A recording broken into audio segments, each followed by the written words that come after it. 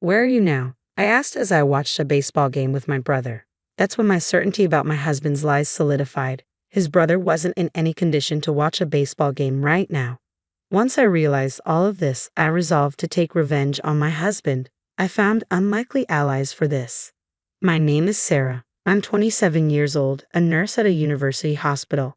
All jobs are tough, but being a nurse means dealing with people's lives. While I don't directly intervene as a doctor would, the everyday support and minor treatments I perform come with a weight of responsibility not much different. When I was in elementary school, I had to be hospitalized due to an illness.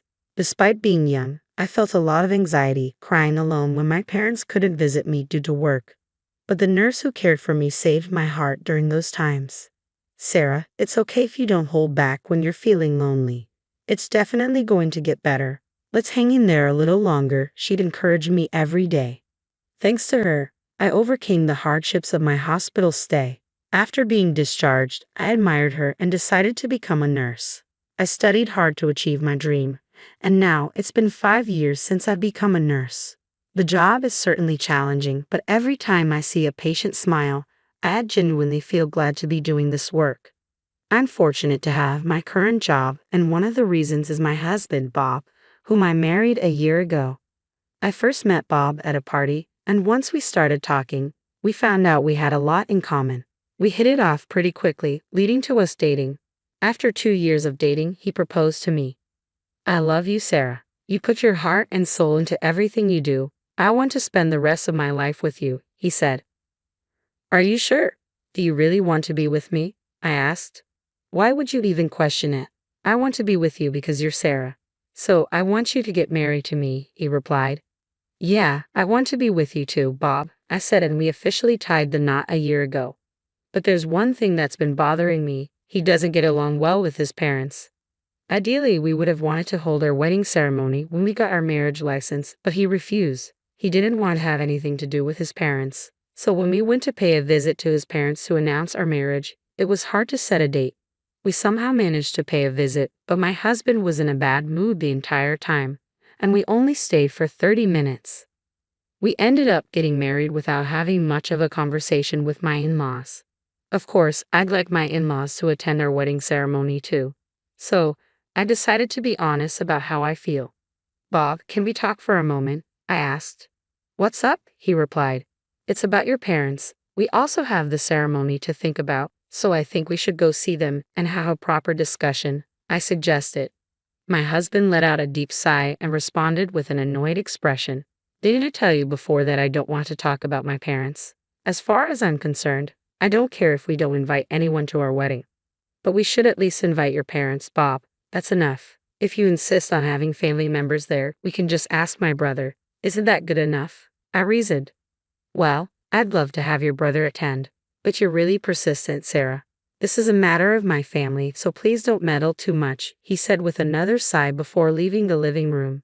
Alone in the room, I slumped on the couch, staring blankly at the ceiling, overwhelmed by a feeling of emptiness. It was such a shame that we were distant from my father-in-law and mother-in-law. They were such nice people. I wanted them to attend the ceremony, but what could I do to make my husband understand?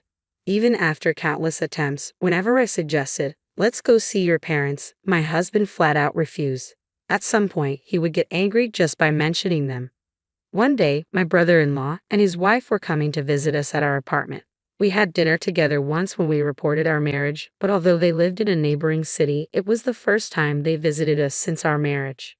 After 10 o'clock, our apartment buzzer rang. When I opened the door, there stood my brother-in-law, Jake, and his wife, Emily. "Hello, Jake. It's been a while," I greeted. Jake showed a bright smile. "Hey, Sarah. Long time no see. I apologize for dropping by unexpectedly. Hope you don't mind." "Oh, not at all. Bob is waiting inside. Please come in," I replied. "Awesome, thanks." "Well, here I come," said Jake, following me inside. Emily took off her shoes and called out a greeting, but there was no response from her. "Did she not hear me?" wondered Emily. "She didn't talk much last time we met either. I wish we could be better friends." As they enjoyed some casual chatter while having cake, the atmosphere began to lighten. Since they decided to have lunch, I started preparing the meal. As I was getting things ready, my brother-in-law entered the kitchen.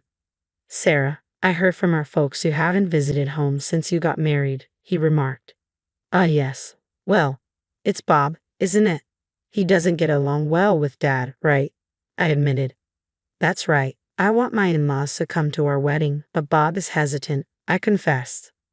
Upon hearing my words, my brother-in-law made a troubled face. After pondering a bit, he said apologetically, I'm sorry. Bob's being stubborn. I wish there was something I could do about it. I'm sorry to cause you trouble, brother-in-law. No, I'm the one who should apologize for not being able to do anything. I'll try to talk to Bob about it indirectly. Really? Thank you. That would be a great help. Meanwhile, my husband and sister-in-law were having fun playing mobile games. Despite my worries, they seemed to be enjoying themselves. I started to feel frustrated with my husband. Just as my brother-in-law and his wife were about to leave, my husband spoke up in a stern voice. Hey, what's up? Did you say something to my brother? Why do you ask? When we were weaving, my brother said you should think about Sarah and confront our parents. You were chatting with him while making lunch, right? You stirred up something unnecessary, didn't you? With a look I'd never seen before, my husband glared at me. Silenced by the awkwardness, I was unable to respond before he continued. You know, isn't it unfair to talk to my brother about our parents, knowing that I don't want to be involved with them? No, I didn't mean. I'm turned off. I'm not feeling like doing the wedding anymore. What? What? I started, but he clicked his tongue loudly and left the house. He didn't come back until the next day.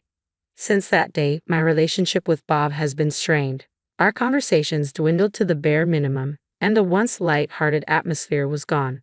Then my husband's absences began to increase gradually, especially on holidays. He was almost never home. Suspicion crept in as he started going out more often. Gathering my courage, I decided to confront him. Hey, you've been going out a lot on your days off recently. Where do you go? I asked. Does it matter? Do I need to report everything to you? He replied sharply. What's with that tone? Do you have a reason you can't tell me? I pressed, half-jokingly. His eyebrows shot up at my question.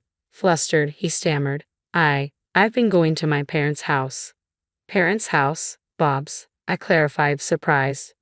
Really? I mean, with the wedding coming up, Sarah wanted my parents to join us, remember? He explained hastily. Well, yeah, but if that's the case, shouldn't I go too? I inquired. No, it's fine. My parents would feel uncomfortable with Sarah around anyway. That's the situation, so don't worry about it. He ended the conversation almost forcefully, leaving no room for my input. After that, he continued to visit his parents' house on his days off. I expressed my desire to accompany him, but he never agreed. Then, one day while I was at work in the hospital, a familiar patient was brought in on an emergency basis. What? Brother-in-law? I exclaimed, recognizing him. Even when I called out to him, his response was sluggish and his body temperature was high.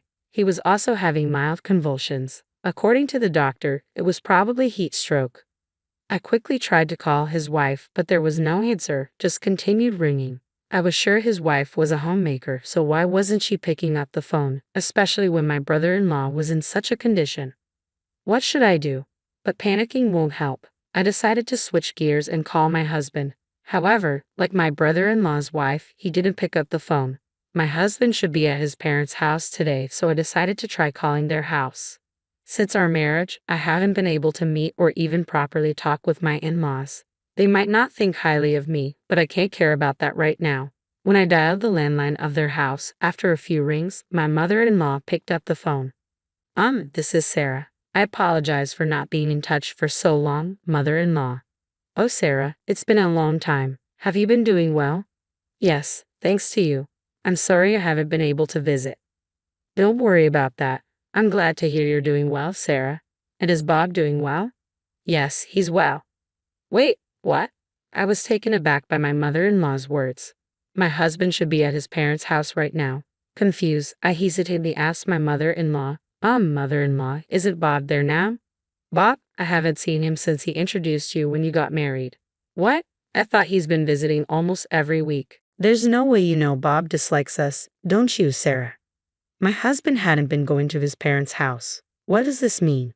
Wasn't he supposed to go back home to smooth things over with his parents in preparation for the wedding? The more I thought about it, the more confused I became. To confirm the facts, I called Bob again. Of course, he didn't pick up at first, but I kept calling persistently, over and over again. After about the 10th call, he finally answered the phone. He spoke in a noticeably irritated tone. What is it? You keep calling. I'm busy. Busy? Even though you haven't even been to your parents' house? Ha, how do you? I just had a chat with my mother-in-law on the phone. Hey, what's the deal? It's not just today. You haven't been visiting your parents' home all this time, right? Well, that's.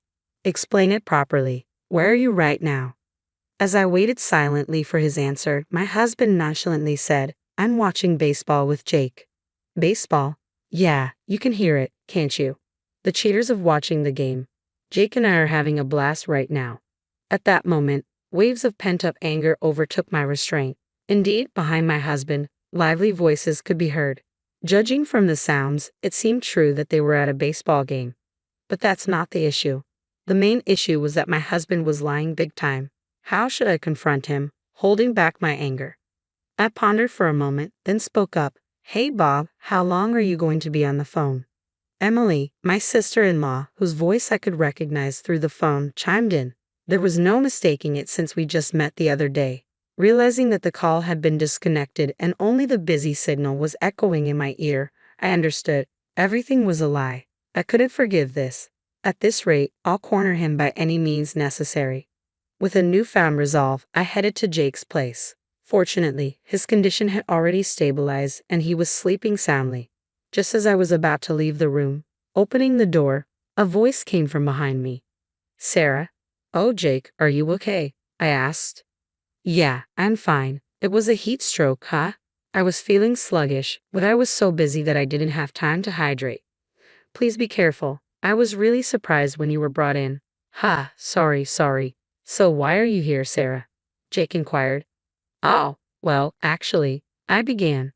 I informed Jake that my husband might be with Emily at the moment. Instead of being surprised, Jake smirked. I see you've noticed Sarah. By the way you're saying it, Jake, did you know about this all along? I asked. Yeah, well, I found out about a month ago, and I just started gathering evidence. But I've got more than enough evidence now, so don't worry, Jake reassured me. I see. I'm sorry. I didn't know anything, Jake admitted. No, it's okay. I was waiting for the right timing to tell you because I thought it would be too harsh on you. Though it turned out this way, I feel like I can finally move on. I replied weakly, though I felt an immense dislike for the two who made Jake and me feel this way. Jake laughed weakly, but he seemed somewhat lonely. At the same time, I waited for my brother-in-law's recovery, and then we headed to his parents' house together. Upon explaining the sequence of events to my in-laws, they were momentarily at a loss for words. After learning the truth, with apologetic looks, they began to apologize. Sarah, we're sorry for our foolish son's affair. We never expected this to happen, they said. Please don't apologize. I'm okay, I assured them. But right, honey? Yes, apologies won't fix this. We're truly sorry, my husband's father added. It's okay. Instead, would you lend me and your son a little help? I proposed to my in-laws. My brother-in-law and I each made simultaneous calls to his wife and my husband. Perhaps surprised to be called at the same time, Emily and my husband picked up the phone immediately. Hello? Sarah, what's up? What do you mean, what's up? You're with Emily right now, aren't you? I confronted my husband. What are you talking about? Why would I be with my brother's wife? He replied, but I heard Emily's voice in the background. When I called earlier and your brother knows everything, we've got concrete evidence of the affair, I asserted, my anger boiling over. Despite the evidence, my husband kept spouting nonsense, claiming it was a misunderstanding and he just happened to run into her. I was fed up with his lack of remorse and his constant prioritization of self-preservation, even at this point. Out of sheer anger and feeling betrayed, I raised my voice. Shut up. Misunderstanding. What are you saying? At this point, do you think such excuses will work? You took advantage of my feelings and betrayed me in the worst possible way. I will never forgive you. I'm divorcing you, you scum. Wait, I didn't intend a divorce. What? How dare you say that after cheating on me? Just so you know, I have no intention of getting back with you or that woman. I hope you both go to hell. Your parents won't help you anymore. Suffer for the rest of your life, regretting what you've done, you piece of trash. Without waiting for his response, I hung up. Shortly after, my brother-in-law and I went to the city office to get divorce papers. Eventually, my husband and I divorced amicably. Initially reluctant, he finally signed the divorce papers after being persuaded by his parents. Of course, my brother-in-law's divorce was also finalized. We both demanded substantial alimony from them. Later, I found out that my ex-husband had been involved with my brother-in-law's wife for quite some time. Apparently, he was meeting her during lunch breaks and after work, and their affair was exposed at the worst possible time by their coworkers. As a result, his reputation at work plummeted. Unable to withstand the judgment from his colleagues, he eventually quit his job after repeated absences. My brother-in-law's wife, who was a stay-at-home wife, also had her life turned upside down. She lived with my ex-husband for a while after the divorce, but as their financial situation worsened, their arguments increased, and they broke up within a few months. For a while, she won't be able to live a decent life. On my end, surprisingly, I've been getting by day to day without much fuss. Right after my divorce, I moved to an apartment near work, living the carefree life. I still keep in regular contact with my brother-in-law and my ex-in-laws.